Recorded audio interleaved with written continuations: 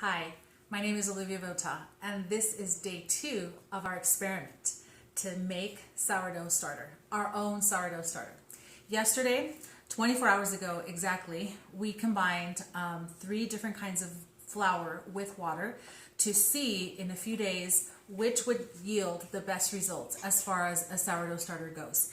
And it's been 24 hours and we already have some results, which is really interesting because I was not expecting to have this much activity, this much fermentation happening just 24 hours later. But I have some awesome things to show you. So I'm going to start with the all white. This was started yesterday with the others, and I don't know if you can see. There's not a lot of bubbles going that you can see on the sides. Maybe this right here, you can see some bubbles there. But on the top, there is a lot of activity going on the top. Can you see that? Okay, so something is happening.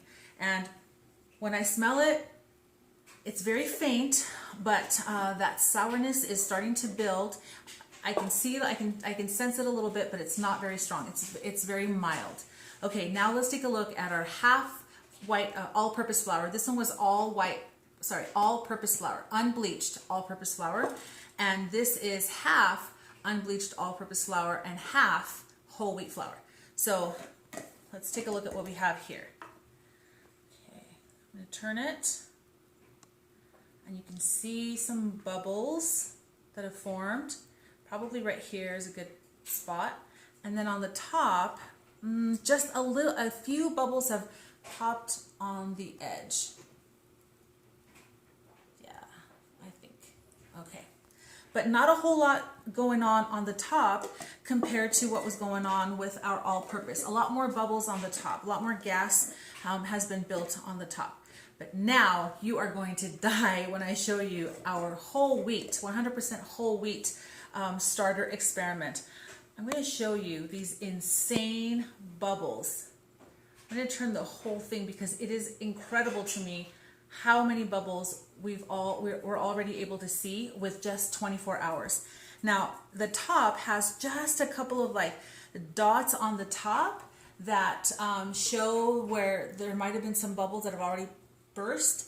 But for the most part, there's not a lot going on the top. So what I'm going to do is I'm going to mix this up a little bit just to incorporate the top starter, the top dough, with the rest of it. Okay, and then I'm going to scrape it down, scrape down the sides, I should say, so I don't have anything drying out on the inside, because what's going to happen is this isn't going to climb the walls like a regular starter does when we're fermenting it overnight or during the day on the counter.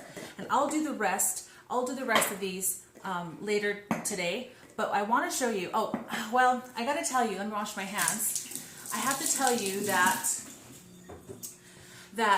I accidentally cheated a little bit with these starters. Yesterday, when I was baking quite a bit, but I had it on a part of my kitchen counter, and when I took a loaf out of the oven, I put the hot cast iron pot right next to it. And the thought came to me, I was in a hurry, I was just trying to get some other stuff done, so the thought came to me, I wonder if the radiant heat from that pot will affect my starter.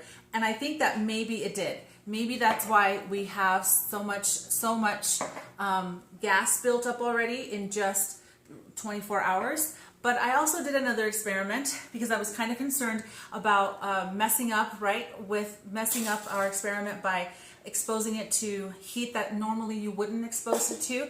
So I did another batch, and this was just about an hour and a half after I started that first group. So this is our regular all-purpose flour. There aren't a lot of bubbles, a few, and not a whole lot, but it smells sweet. It does smell sweet. There's not a lot going on the top. Not a lot going on the top, but still, I feel like it's working, it's doing it. And this was just started, like I said, about an hour and a half afterwards. So these have been fermenting for 22 and a half hours as opposed to that first group that you saw with 24 hours. This one, surprisingly, there's not a whole lot. I mean, there's some big bubbles there, actually. There's some big bubbles here, but not too much going on in this half all-purpose, half whole wheat, and really not a lot going on on the top. So let's then take a look at this other one, and this is what leads me to this one convinced me that it wasn't just the radiant heat that caused all of that fermentation to happen in the other 100% whole wheat. Look at these bubbles going on. This was just left on my counter. I'm turning it for you. I want you to see the whole jar. This one was left on my counter, and again on the top just a couple of like black looking dots. Those are just where gas has erupted a little bit. Hopefully you can see that.